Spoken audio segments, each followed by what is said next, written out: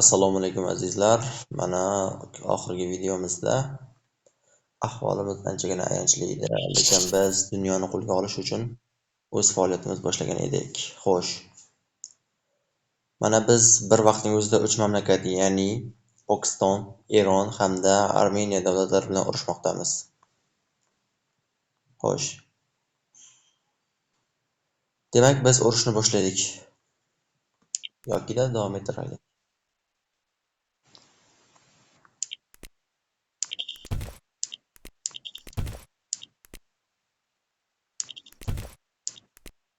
Mana boshlab oldik jangni.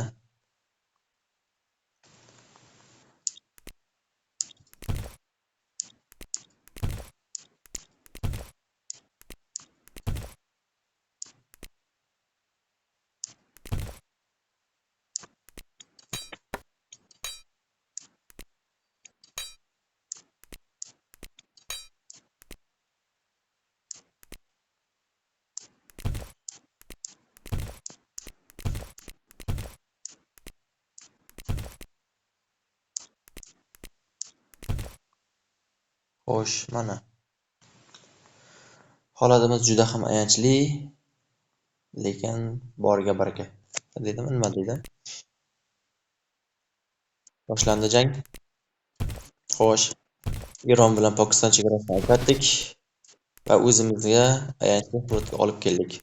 Sababi Eron bilan Pokiston urushayotgan edi, ham o'zaro ham men bilan, ya'ni 3 tomonlama jang ketayotgan edi, lekin shunga majburman. Sababi aks holda ikkalasi agarda tinchlik shartnomasini imzolagan bir vaqtda men orada qolib ketishim mumkin. Aytadiki, ya'ni aytishadi-ku demoqchiman.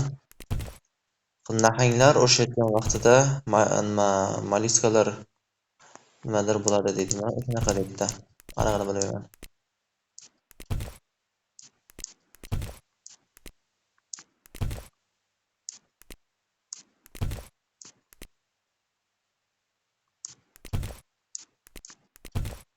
Shunaqaroq.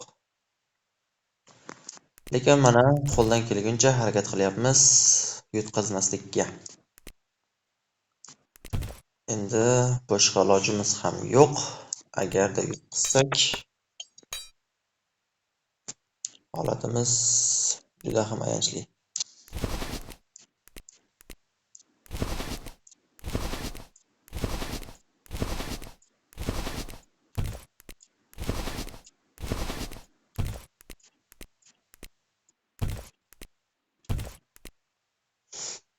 Mana shu joyida Pokiston bilan tinchlik shartnomasini imzolashi mumkin edi, lekin xo'sh, Hindistonning hududi juda ham kattaroq ketib qolishi mumkin.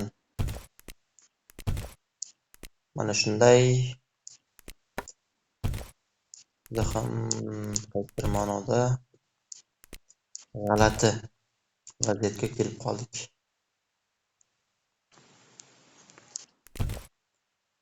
Afsuski, bekorga aytishmagan ekan, 7 o'lchab balki. Biz o'lchamasdan kesaveribmiz.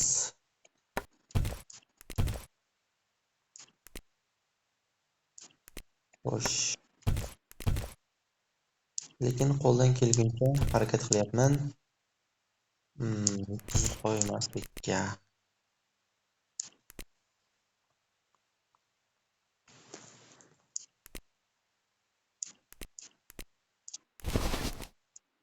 Mana birin-ketin egallab olyapti Pokiston o'z hududlarini.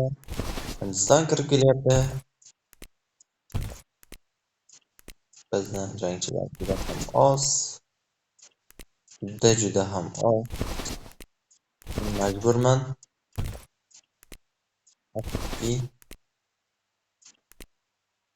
Agar rozi bo'lishiga ko'zim yetmayapti, lekin ilojim yo'q. Ilojim ham yo'q. Kuchim ham yo'q aslida.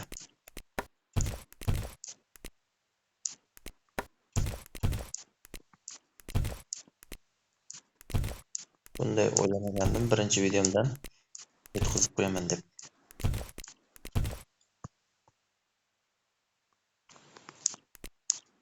Endi bilmayman nima bo'lishi. Lekin harakat qilyapman qo'ldan kelguncha.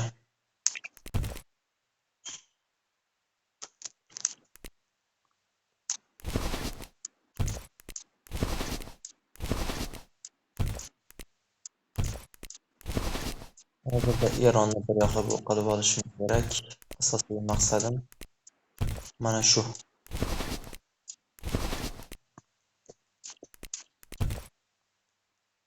Mana ko'rinib turibdiki, meni askarlarim son jihatdan anchagan ekan.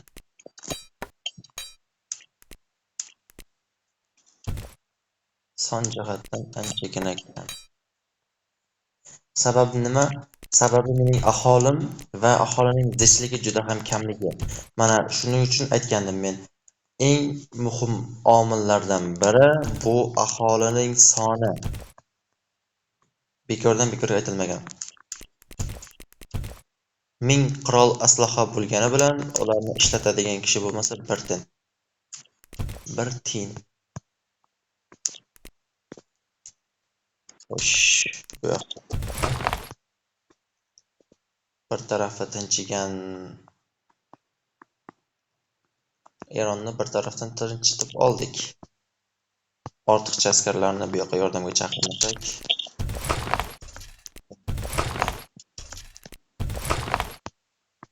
Xo'sh, endi qaysi biri ko'proq askar bersa, iloji boricha o'shani ishlatish kerak, chunki ko'proq askar kerak hozirda menga.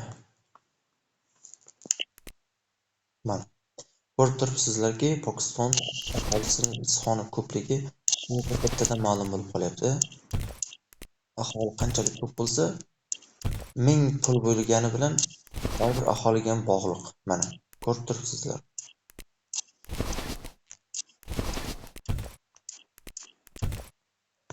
Eronni bir tarafdan yo'q qildik deyarli. Bu yerga bitta port ochmasak dengizga chiqa olmaymiz. Yoki dengizdan kelayotganlarni himoya qilishimiz uchun ham kerak bo'ladi bizga. Xo'sh, mana bu yerda Iroq anchagina kuchsizlanyapti. Biz asosiy maqsadimizni nisbatan erishib bo'ldik. Eronga hozirda agar tinchlik taklifini berib ko'rmoqchiman, qancha joyini ola olsam, agarda men o'ylaganchalik joyni egallab olsam, shu bilan tinchlik shartnomasini imzolaymiz.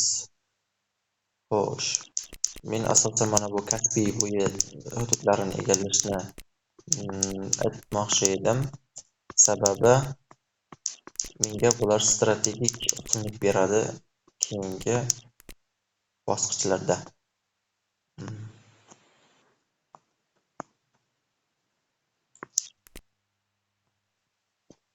Mana bu yerda Tehronni qaytib egallab olgan.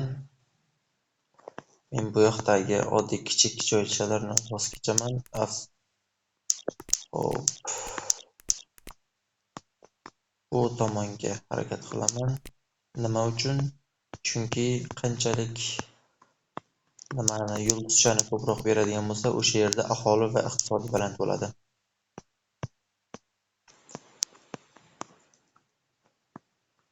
Endi shunaqa.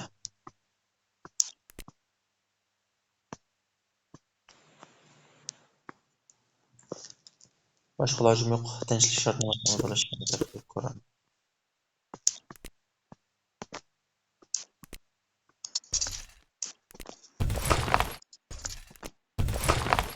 O'z niyatlarim Pokiston menga hujum qilmagan bir vaqtda men Pokiston bilan birgalikda Hindistonni egallamoqchi edim.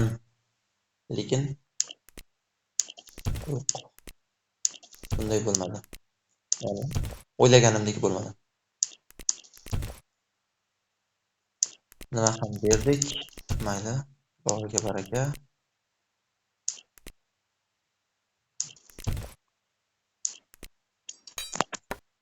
Askarlarni chaqirishimiz kerak.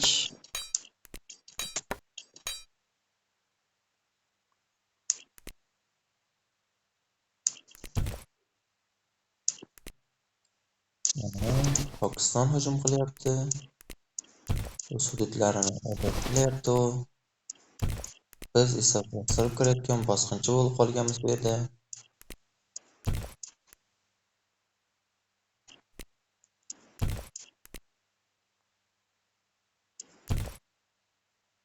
Eron bilan sulh imzolangan, lekin Pokiston bilan jang ketmoqda.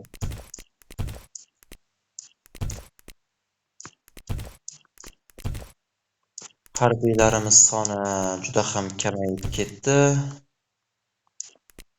Ko'rinib turibdi, shundoqqina.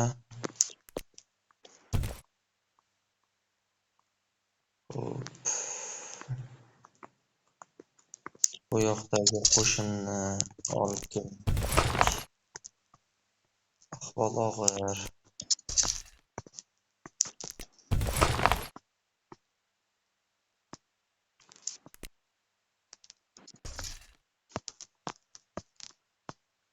Mana shunda bor qo'shinni ortga, ya'ni Pokiston jo'natamiz. Qolgan joylardan esa askarlarni to'playmiz.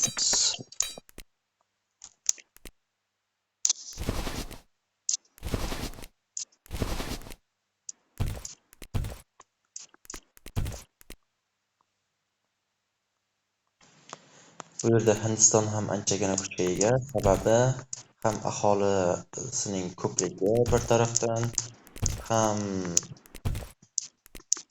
nisbatan iqtisodi ham yaxshigina. Har holda yomon emas. Lekin bizning holatimiz ayanchliroq edi va biz bu holatdan chiqib keta oldik qaysidir ma'noda. Aslida yutqazdik-ku, lekin yutdik deya olmaymiz. To'liq yutdik deya olmaymiz, chunki mana shuncha joyi qolib ketdi va qolgan boshqa davlatlarni ham urush qoldirib ketdik. Iroqning bu yerdagi talofatlari bizning qolib ketdi. Urush tugagandan so'ng ham o'rtada juda ham katta inflyatsiya paydo bo'lishi tabiiy holat. Sababi juda ham ko'p odam chaqiryapmiz.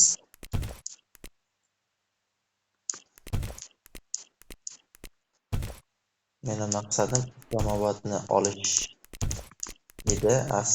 Bu jang boshlangandan buyon, lekin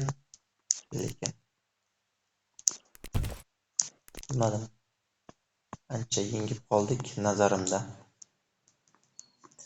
Pokiston mana bu yoqda o'z hududini urushini olib boryapti. Hujum qilishga o'tdi va qaysidir ma'noda egallab olyapti. Qaytib egalladik, egallay olmadik, egalladik.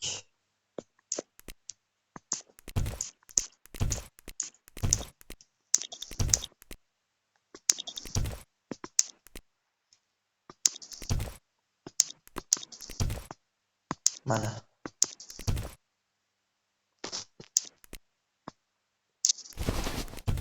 va nihoyat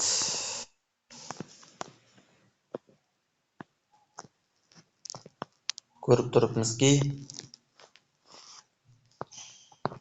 armiyamizning soni 49 ming armiyaga ega ekanmiz hozirda. Mana shu joylarda joylashgan. Hindiston bilan sheriklik qildik.